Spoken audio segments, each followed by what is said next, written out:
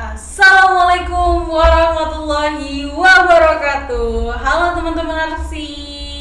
Hari ini kita untuk yang kedua kalinya kita mulai podcast lagi di Bincang Santai, tempat obrolan dan konsultasi keluarga berencana. Nah, kali ini bintang tamunya nggak kalah cantik lagi teman-teman dari kemarin.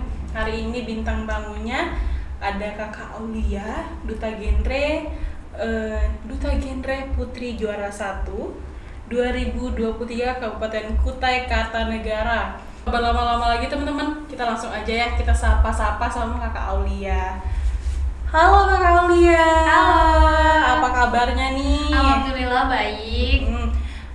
Mungkin boleh perkenalan sedikit ya sama teman-teman, kesibukannya apa, nama panggilannya apa, umurnya berapa, terus sekarang lagi di jenjang pendidikan yang mana, terus kesibukannya akhir-akhir ini apa sih Kak? Oke, boleh deh Kak.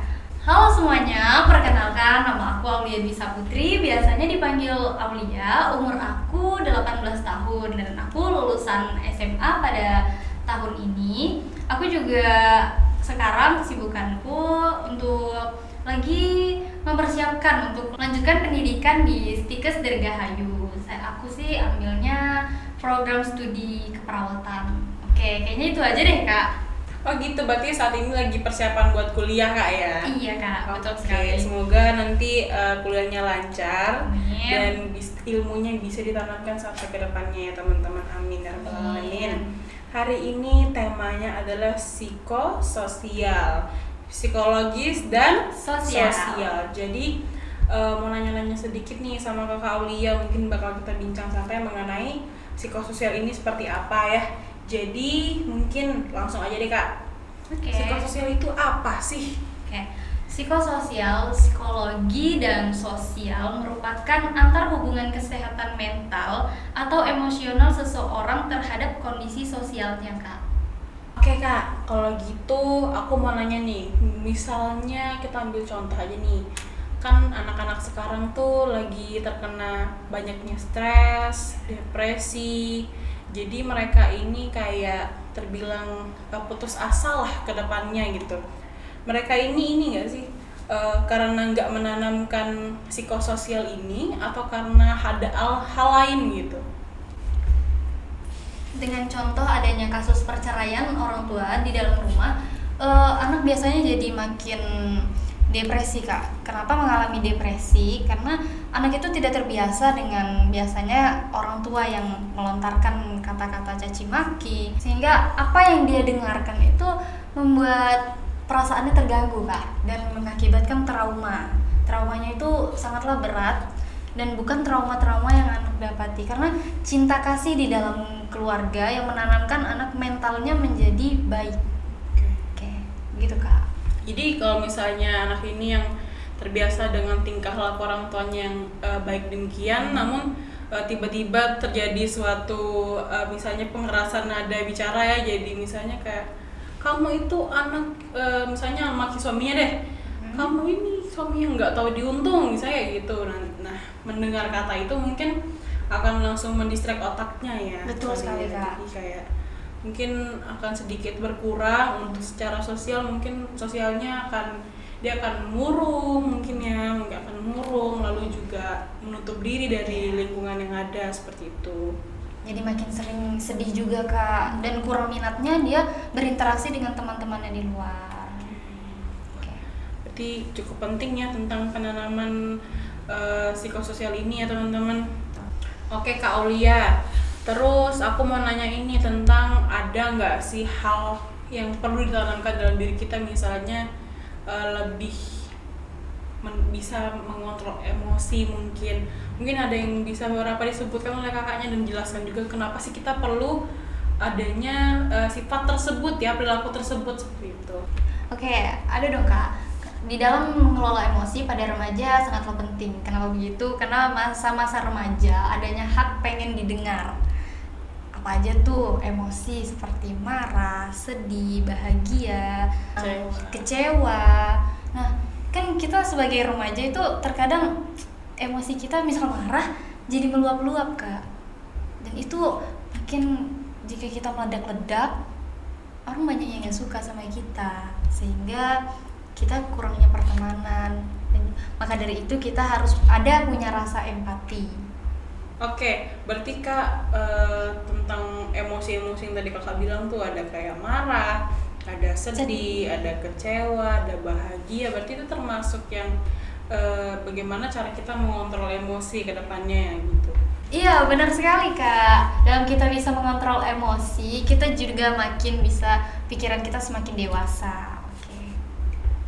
Terus apa aja tadi tuh yang harus diterapin gitu buat anak-anak zaman Yang harus kita terapin sebagai remaja-remaja yang zaman sekarang ya, kita harus yakin apa itu keputusan kita untuk melanjutkan pendidikan, bahwa jika kita salah mengambil keputusan, maka masa depan kita akan suram.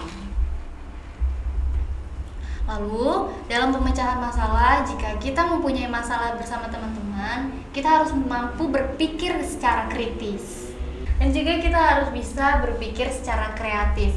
Kenapa? Kita hidup di dunia secara nyata, dan kita hidup juga di dunia maya, yang dimana jika kita ingin memposting sebuah video, kita harus mampu berpikir secara kreatif. Bagaimana caranya agar orang menyukai produk-produk yang ada dalam video kita ini. Lalu hubungan interpersonal di kalangan remaja sangatlah penting, karena kita sebagai remaja lebih banyak curhat kepada teman-teman daripada orang tua ya Kak. Bener banget. Ya, kenapa itu? Karena terkadang anak remaja itu malu Kak untuk curhat dengan orang tua mereka.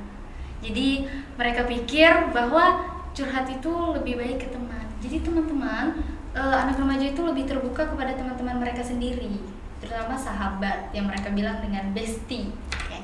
Oh pantas ya, berarti jadi kayak kita tuh jarang banget dengar sekarang orang tua tuh kadang lebih sering melihat sisi buruk anaknya daripada sisi baik anaknya. Iya gitu. betul sekali Kak. Padahal orang tua harusnya jadi tempat pulangnya anak, kayak menceritakan apapun tentang hal di sekolah, di lingkungannya, misalnya percintaan, pertemanannya kan harusnya diceritakan sama orang tua, apalagi kalau bisa dekat sama ibu kan sama ibu gitu.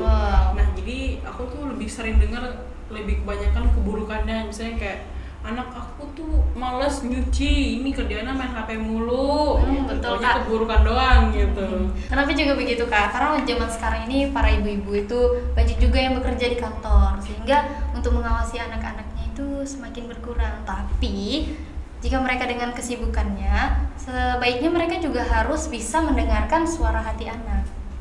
Walaupun mereka sibuk, mereka harus bertanya. Lalu kita sebagai remaja juga harus sadar diri Kak. Kesadaran diri itu penting. Kenapa sadar diri itu penting teman-teman? Bukannya sadar diri itu tentang bahwa aku nih jelek, aku buruk. Bukan sadar diri itu. Misal sadar diri, kita ini aku mau ambil nih sesuatu yang sulit daripada aku. Tapi kalian tuh harus sadar diri bahwa mampu nggak kalian untuk pencapaian ke sana. Jika tidak mampu, bisa nggak bisa, harus bisa untuk mencapai ke suatu tujuan yang sulit. Oke, lanjut dengan empati. Empati sendiri bertujuan untuk kita memiliki rasa belas kasih kepada orang yang lebih tua, kepada teman sebaya, atau bahkan adik-adik kita yang di umur di bawah kita. Jadi tidak malu untuk kita mengucapkan maaf, tolong, dan terima kasih.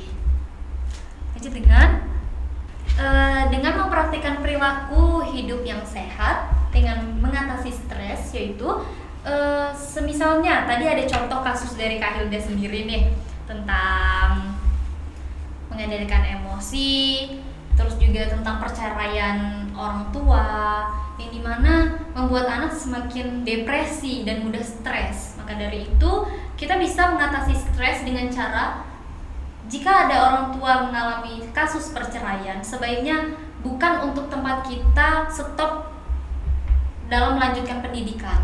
Kita harus tetap semangat, bukan berarti kita harus putus asa. Walaupun tidak ada orang tua yang mendukung kita harus tetap berusaha mencapai cita-cita kita untuk kedepannya. Berarti ini kayak kalau misalnya yang mengendalikan emosi ini kayak bagaimana cara kita berinteraksi juga Kak ya. Iya, betul sekali Kak. Berarti ada misalnya kita di lingkungan sosial gitu. Misalnya kita lagi sekolah, kita ini tipe orang yang begadang terus gitu misalnya. Nah, jadi untuk ke sekolah pagi ini kita nggak tidur sama sekali. Jadi nanti ketika misalnya lagi ngobrol kali ya, sering tuh lagi ngobrol tiba-tiba hahaha, tiba-tiba murung. Nah, bukan karena introvert teman-teman, tetapi memang terkadang kita kurang bisa mengontrol emosi. Jadi sedikit berlebihan maka akan dipikirkan, muncullah pikiran itu berkata, oh it's too much gitu, ini berlebihan. Jadi ketika hahaha, ini cringe gak sih? Seperti itu ya mungkin Kak ya. Jadi kita sebagai remaja tentunya perlu mengelola bagaimana sih cara mengelola emosi itu sendiri. Karena kalau misalnya nggak dikelola pun kita, apalagi usia segini, kita menggebu-gebunya banget ya. Ada apa-apa tuh kayak nggak mau, aku harus punya ini gitu. Jadi ingat harus mengelola emosi. Betul. Ya. Oke.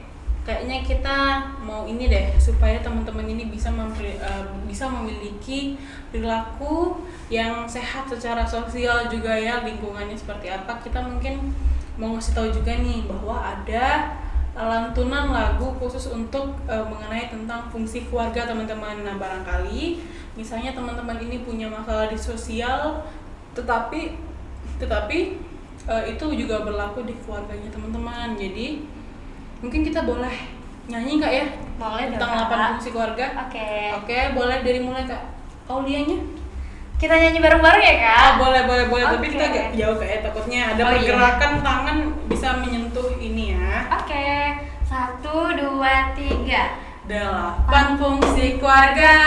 Agama yang pertama, fungsi sosial budaya, cinta dan kasih sayang. Perlindungan keempat, reproduksi kelima, fungsi pendidikan, ekonomi lingkungan. Mari kita terapkan di dalam keluarga. Keluarga berencana, 2 anak cukup. Kok beda? Sehat ya teman-teman. Oke, sehat. Sekarang itu bukan lagi 2 anak cukup, melainkan sekarang itu adalah 2 anak sehat. Jadi cukup belum tentu sehat. Sehat sudah pasti cukup. Mungkin ada sedikit nih Kak pesan-pesan buat remaja Indonesia, khususnya di daerah kita sendiri itu harus ngapain sih di usia remaja? Kesan dan pesan saya untuk kalian para remaja di Indonesia, kalian harus mampu mengendalikan emosi, mampu mengambil keputusan, berpikir secara kreatif dan kritis, yang sebagaimana kalian menjadi generasi-generasi emas selanjutnya yang akan datang. Jangan lupa juga teman-teman, kalau misalnya pengen nyoba hal baru, ketahui dulu seperti apa dampaknya, konsekuensinya seperti apa. Nanti ketika teman-teman sudah mengambil keputusan tersebut dan akan menjalankan hal tersebut, teman-teman di suatu hari nanti kalau misalnya auzubillah gagal, teman-teman sudah memberanikan diri untuk melakukan perpecahan masalah misalnya, juga karena bingung caranya jadi bisa mengatasi stres juga ya. Terus juga itu bisa membantu kita dalam berpikir kreatif, bagaimana sih cara, oh mestinya aku melakukan ini, berarti teman-teman ini udah punya sifat yang dimana sudah bisa mengevaluasi dirinya sendiri. Jadi nggak yang mulu-mulu orang nyalahin orang terus gitu loh. Oke, mungkin segitu aja dulu kali Kak ya tentang psikososial. Mungkin kita bisa bertemu lain waktu lagi di tema berikutnya, karena kali ini temanya adalah psikososial. Dan oh ya, di harmoni generasi teman-teman arsi ya, teman-teman arsi, kita panggilnya teman-teman arsi Kak. Oke, teman-teman arsi ya Kak. Jadi ini tuh tentang ngobrol-ngobrol santai gitu. Jadi di Dinas Pengendalian Penduduk dan Keluarga Berencana Kabupaten Kutai Kartanegara pamit undur diri dulu. Kami dari Forum Genre, saya Hilda, saya Aulia Dwi Saputri, dari tempat obrol dan konsultasi keluarga berencana. Salam Genre. Salam. Harmoni generasi, Damping damping remaja, cerdas cantik.